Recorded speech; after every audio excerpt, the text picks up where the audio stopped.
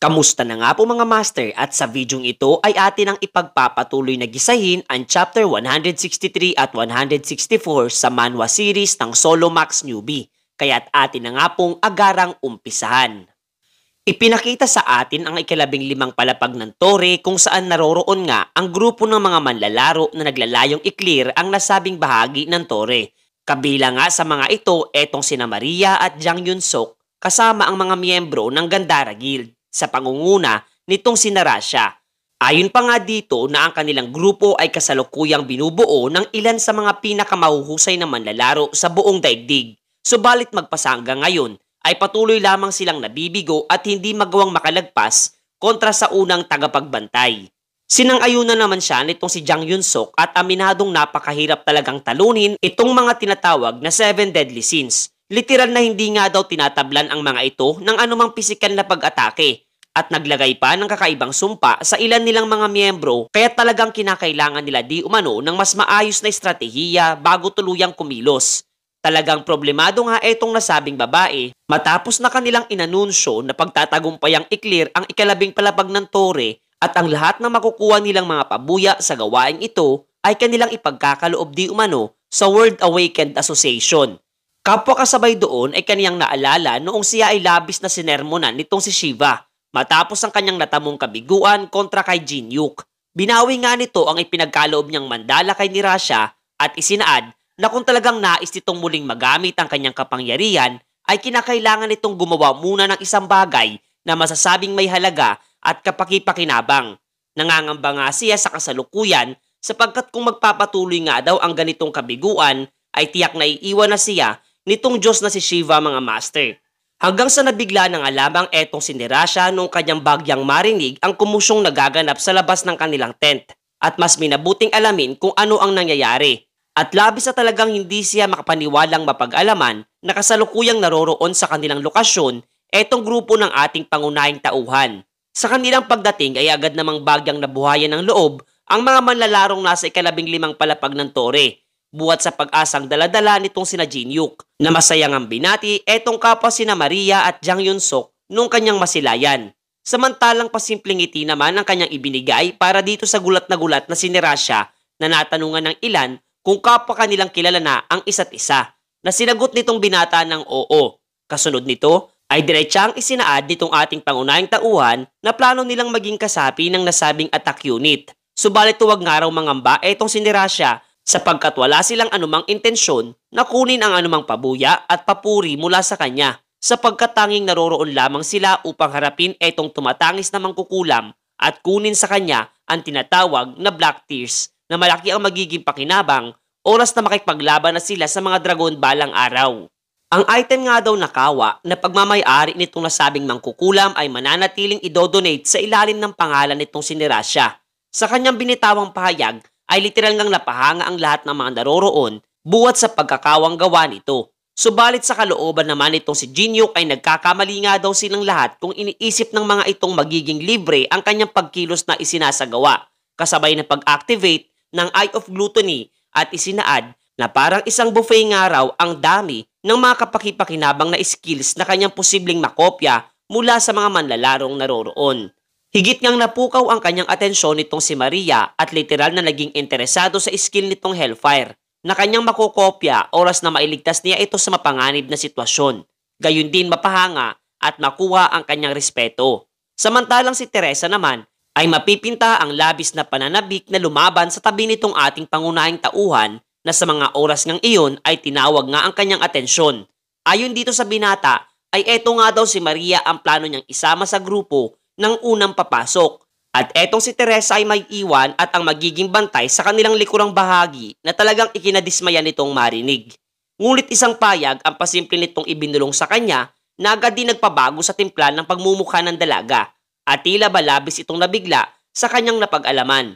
Habang kapwa naman etong sina Yoyonwa at Lee Taemin ay pinagmamasdan etong dalawa mula sa di kalayuan. Do'y sumang-ayon na lamang etong si Teresa buhat sa naging payag ng binata.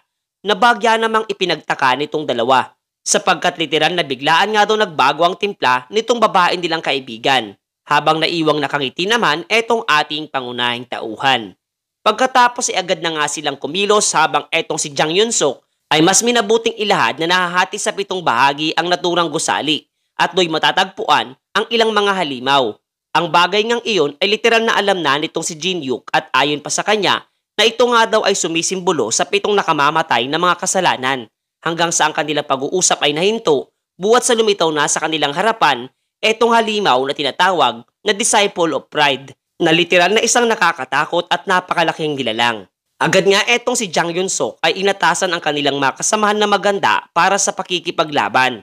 Subalit agad naman silang pinahinto nitong ating pangunahing tauhan at nawikang mas makabubuting mapanatili na lamang silang lahat sa isang tabi sa ngayon upang mas mapadali para sa kanila nila Lee Tae-min at Yo Yun-hwa ang labang isasagawa.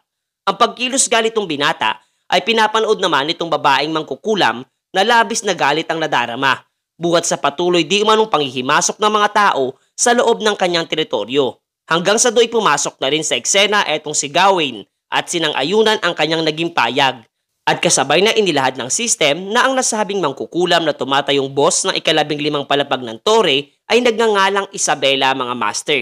Paliwanag pa nga nitong babaeng mangkukulam na minabuti na nga sana niyang manirahan ng payapa kasama ang 7 niyang disipulo na hango sa 7 nakamamatay na kasalanan. At kasabay nga ng kanyang paghihimutok ay ang pagpatak naman ng kanyang mga itim na luha at mariing binibigyang diin na nais niyang lubayan na siya ng lahat ng mga manlalarong naroroon. Muli namang nawika nitong si Gawain na ito nga raw ang rason kung bakit siya naroroon bilang representative ng demonic humans upang tulungan siya sa kanyang nais na mangyari. Napangiti naman etong si Isabela sa kanyang narinig at natanong kung papaano niya ito isasagawa. Ayon nga kay Gawain na naganda nga raw sila ng isang masusing plano. Tanging kinakailangan lamang niyang buksan ang pinto na matatagpuan sa ika-7 silid ng naturang gusali at eto nga raw kanyang tapat na alalay na nagngangalang Tristan ang bahala na sa lahat ng mga susunod na pagkilos pang isasagawa. Samantalang literal na di makapaniwala etong sina Nirasha at iba pang kanilang kasamahan sa kanilang nasisilayan sapagkat etong Disciple of Pride ay agad ngang binigyan nitong si Yo Yun-hwa ng isang napakalakas na sapak sa ulo na tuluyan nagpabagsak dito sa lapag at kasabay na inilad ng system na ito ay kasalukuyang nasa tinatawag na humble post at ang abilidad nitong mapawalang bisa ang mga pinsalang natamo ay nawala na rin ng tuluyan. Kasunod nito ay eto namang si Jinyuk ang nagdulot sa kanya ng pinsala at batay sa kanilang ang pagkilos na isinasagawa ay naunawaan ng lahat ng iba pang mga manlalarong naroroon na kinakailangan muna nilang mailagay sa tila nagmamakaawang posisyon etong Disciple of Pride bago tuluyang magapi at labis nga ang mga ito ay di makapaniwala na talagang kakaiba ang kaparaan ng kinakailangan kontra sa nasabing halimaw. Masaya nga etong si Jang Yun-sok at nasambit na mas lalo nga daw lumakas ang kanilang angking talento. Gayon din ay mas lalong humusay ang kanilang teamwork kumpara nung huling beses silang nagkita.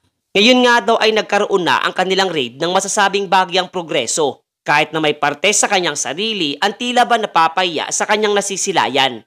Nakapwa na darama din itong si Nirasha. Si Maria naman ay labis na namamanga sapagkat ito pa nga lamang di umano ang unang beses na kanyang masilayang nakikipaglaban etong grupo ni Kang Jinyuk. Subalit agad nga din itong ninais na bawiin ang kanyang naging unang payag dahil hindi nga daw ito ang naaakmang salita para sa kanyang nasisilayan. Buwat ng para sa kaniya ay nagbimistulang binubuli lamang itong 3 etong halimaw na tinaguriang Disciple of Pride mga master. Nagpatuloy nga sila sa ibang silid at makikitang inaantok hindi lamang etong si Jinyuk, bagkus maging etong dalawa niyang kaibigan. Silang 3 nga ay labis na nababagot kumilos, maging ang paghinga ay nakakatamad isagawa aniya. Ang aksyon nga nitong 3 ay may kaugnayan pala laban sa Disciple of Slat na nanghina ng gusto dahil sa katamarang ipinapamalas ng grupo ng ating pangunahing tauhan. At sa pamamagitan nga lamang ng isang atake ng binata gamit ang punyal ay napakadali na lamang niya itong napaslang. Masayang-masaya nga etong si Yo Yun-hwa sapagkat ang kanilang paraan nga daw ng pakikipaglaban ay literal na nagpapanumbalik ng kanilang alaala ng paglalaro sa nakaraan. Hindi naman makapaniwala etong si Maria sa kanyang nasisilayan sapagkat gamit nga lamang ang pagiga sa lapag ay kanilang matagumpay na naiwasan na ang sumpa ng pagtulog laban sa Apostol of Slat. 3 oras namang psychological counseling ang ginawa nitong si Jinyuk upang makontrol at matalo ang Apostol of Wrath. Samantalang paggastos naman ng napakalaking halaga ng mga barya ang ginamit itong 3 upang mapabagsak etong Apostol of Greed. Naiiba nga raw ang paraan ni na Jinyook kung ihahambing sa kanila na mas nagpo-focus kung paano ang mga nasabing nilalang ay matatalo gamit ang kanilang mga lakas at kapangyarihan. Literal na hindi ka panipaniwala ang diskarte ng mga ito, subalit tiyak namang nalalapit na nilang makamit ang tagumpay na kanilang hinahangad. Sa mga oras ngang iyon ay nabigla siya sapagkat etong si Nirasha ay hindi na rin niya masilayan sa kanilang lokasyon. Ipinakita nga ito sa atin na palihim na gumagawa ng koneksyon para dito kay Shiva at labis nga ang kanyang pagkadismaya sapagkat hindi na ito sumasagot sa kabila ng kanyang pagsusumamo. Hanggang sa bigla na nga lamang siyang ginambala nitong si Tristan at sinimulang hamakin etong naguguluhang si Nirasha. Ginamit nga nito ang skill na Whisper of Darkness mula sa likuran niyang bahagi na agara namang sinubukan itong atakihin. Napahanga naman eto si Tristan sapagkat sa kabila ng kanyang paggamit ng Whisper of Darkness ay patuloy pa rin nagagawa nitong babaeng S-rank player na labanan ang pagkontrol sa kanyang isipan. Subalit buhat nga sa wala na siyang mandala na nagbibigay ng proteksyon sa ganitong klase ng mga pag-atake, sa huli ay tuluyan din siyang napasailalim at nahulog sa kapangyarihan mayroon etong miyembro ng demonic human mga master. Samantalang sa ibang dako naman ay matagumpay muling natalo nitong sina Jinyook ang Apostle of Lust na ayon pa kay Yoyunwa na ito nga daw ang parte sa kanilang pagkilos na hanggat maaari ay ayaw na niyang maulit na sinang-ayunan din naman itong si Lee Tae-min at malamang nga daw kung naroroon etong si Teresa ay baka may matay pa ito sa kanyang masisilayan. Kaya nga mas minabuti nga daw nitong si Yoyunwa na bigyan ng pantakip sa mga mata etong si Maria. Subalit makikitang natatawa nga ito at mukhang pinanood ang lahat ng kanilang pagkilos na isinagawa na talagang ikinahiya nitong mga kaibigan ng ating pangunahing tauhan. Do'y muli namang nagseryoso etong binata at isinaad na tanging 2 apostol na lamang ang natitira sa ngayon kasama etong tumatayong boss ng nasabing palapag na si Isabela. Medyo nahihiya namang nagtanong etong si Maria kay Jinyook sapagkat sa ngayon nga ay bagya na siyang nababahala kung nasaan sa kasalukuyan etong kasama nilang manlalaro na si Nirasha. Inilipat naman ng kwento sa grupo ng mga manlalaro na namamahala sa uliang bahagi ng attack force sa ika-15 palapag ng tore at masisilayang abala ang mga ito sa pangongolekta ng mga magic crystals na naroroon. Gayun din, bagya nga nakadama ng pagnanais na pasimpleng kumupit ang ilan sa kanila, subalit agad din silang ibinalik sa wisyo nitong si Jang Yun-sok sa pamamagitan ng isang malakas na kutos sa kanilang ulo at bagya nga natatawa sa kaniyang mga kasamahan. Hanggang sa siya nga ay napahinto buhat ng kanyang mapuna na kasalukuyang naroroon etong si Nirasha na buong akala nito'y kasama ng ating pangunahing tauhan na nagsasagawa ng pag-atake. Subalit hindi nga siya pinansin nito at gamit ang skill niyang resonance ay buong lakas niyang winasak ang pasilyo na kung saan ay siyang tanging lagusan patungo sa lokasyon nitong sina Jinyook. Agad niyang nagpaayag ng pagkadismaya at pagtutol etong si Jang Yun-sok. Subalit agad din lamang siyang napahinto buhat ng sa mga oras na iyon ay daglian na lamang siyang inatake ng nasabing babae. Ipinakita namang muli etong sina Maria na agarang kinontak ng isa sa mga manlalaro na kabilang sa likurang bahagi at nababahalang ipinagbigay alam ang kakaibang pagkilos nitong S-rank player na si Nirasha. Gayon din ay kapwa isinaad nga ang nangyari para dito kay Jang Yun-sok na dulot nitong wala sa katinuang manlalaro. Nag-aalalang ilatasan nga nitong si Maria na mas makabubuting ilabas na nila ng dungeon etong lalaki at agad nalapatan ng paunang lunas. Subalit ayon naman sa manlalarong naglalad sa kanya ng mga nangyayari ay literal nga daw na walang plano itong si Jang Yun-sok na lumabas ng gusali sapagkat isinaad nga daw nito na tanging siya lamang sa ngayon ang may sapat na kakayahan na pigilan etong pagkilos ng nagwawalang si Nirasha. Mababakas nga ang pagkabahala sa pagmumukha nitong si Maria, ngunit ayon naman kay Jinyook ay huli ng araw para sila ay bumalik. Lalo na't sa kasalukuyan ay mayroon na silang mga bisitang dumarating, na kung saan nga ay agad na napagtanto nitong binata na ito nga raw malamang ang mangkukulam na kanilang hinahanap, batay sa enerhiyang inilalabas nito. Makikitang tuwang-tuwa pa nga ito sa mga nangyayaring kaguluhan na idinulot nitong si Tristan, at kapwa ay pinahayag ang pagtupad nito sa kailingan ni Gawin tungkol sa ikapitong silid. Pagkatapos ay itinuna nga nitong galit na si Isabela ang kanyang atensyon para dito kay Jinyook at nais na magiganti sa kanila buwat sa pagpaslang ng kanilang mga alagad. Do'y agaran ngang inatake sila nitong disciple of gluttony at ayon pa dito sa mangkukulam ay maaari nga daw lapain nitong kanyang matakaw na disipulo etong lahat ng mga lapastangang manlalarong naroroon. Ginamit nga nitong si Maria ang skill niyang Hellfire Ngunit kanyang napagtanto na hindi ito gumagana laban sa dambuhalang disipulo na kasabay na nagpakawala din ng pag-atake patungo kay Maria.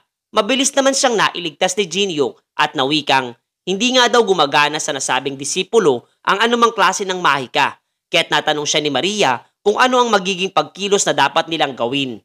Napangiti naman etong ating pangunahing tauhan at nananabik ni Isaad na sa lahat ng kanilang gagawin ay eto nga daw ang pinaka-naiiba at itinuro nga ang mga bagay na nakasabit sa leeg na para bang kwintas nitong disipulo.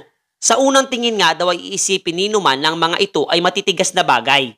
Ngunit ang mga iyon nga daw ay ang mga labi ng mga halimaw na dating naninirahan sa loob nitong ruins. At kinakailangan nga daw nilang kainin ang mga ito upang magwang magdulot ng pinsala laban dito sa Apostle of Gluttony na hindi naman magwang paniwalaan itong sina Maria mga master.